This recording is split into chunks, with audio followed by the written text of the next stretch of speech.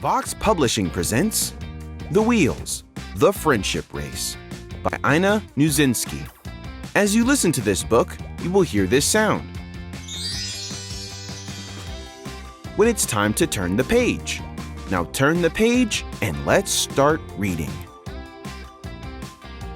The Wheels, The Friendship Race by Ina Nuzinski. Illustrations by Michael J. Roque.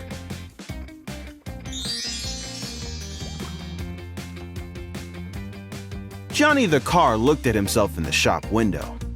How handsome he was! And what speed!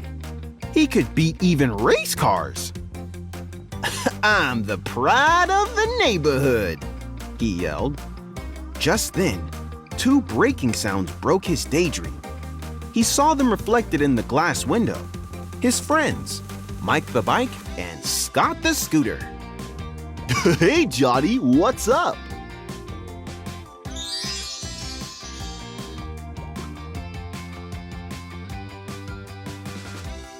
"Feeling like a little race today," said Johnny, puffing his tires.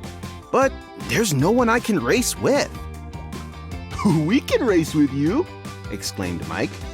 "That's what friends are for," added Scott. Johnny didn't show much enthusiasm.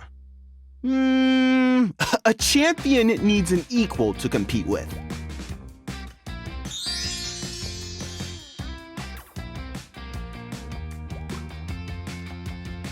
Mike and Scott looked at each other. A cloud passed over their faces. "Are we not good?" asked Mike. "Oh, you're good." Johnny made a face in the glass window. "But not good enough." "Okay, Johnny," said Scott. "We challenge you to a race right now. Let's do Hill Road and see who finishes first." Johnny considered it with a smirk.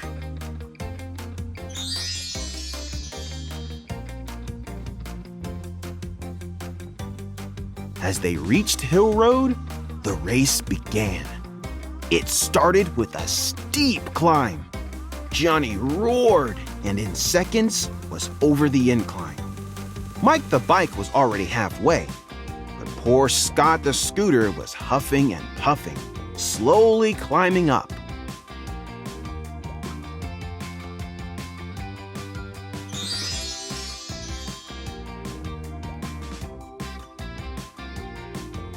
Johnny reached the hill and stopped. He looked at the rearview mirror.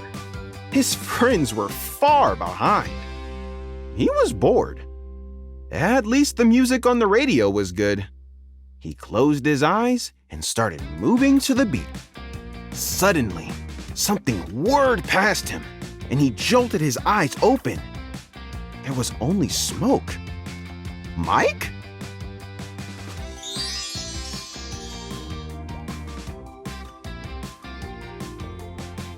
Before he could say a word, something else went by.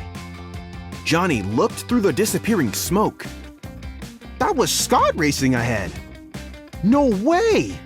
Now he panicked. He should win!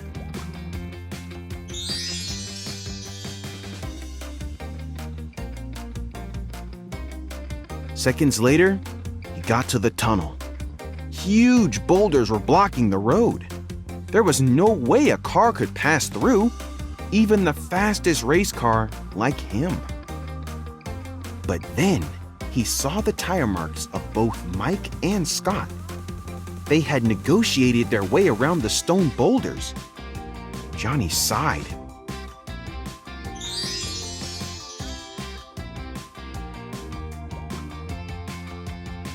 Meanwhile, Mike came out on the other side of the tunnel. He was leading. "What kind of win is that when your friends lose?" he thought, stopping for Scott. In seconds, Scott was next to him. "Why did you stop, Mike?" he asked. "You could have won the race." "Yeah, but Johnny could be stuck back there," said Mike, looking towards the tunnel.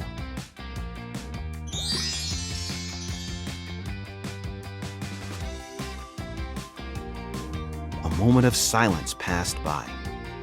Shall we go check on him? Scott asked. A smile formed on Mike's face. Let's go, he yelled and turned back.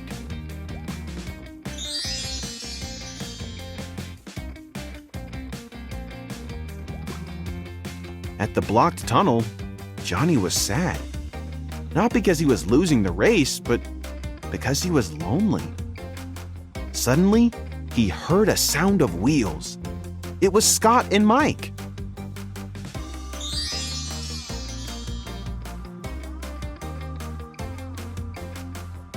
Mike, let's move these boulders so Johnny can pass, said Scott.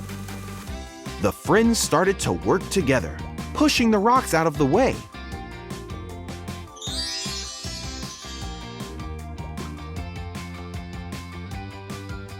It wasn't easy, but they nudged, and soon there was enough space for Johnny to squeeze through.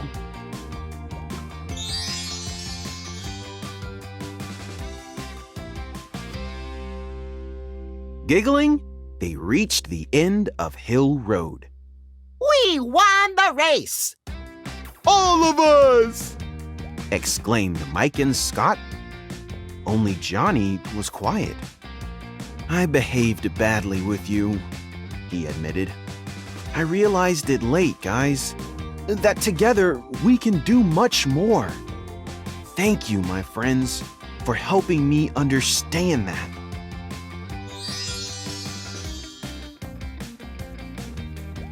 Suddenly, there was applause and cheering for the wonderful bunch of three terrific friends. Friends who discovered that none of them was as good as all of them.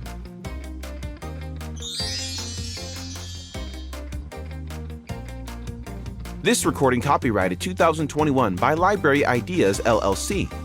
Narration by Jonathan Miles. Audio production by Lantern Audio.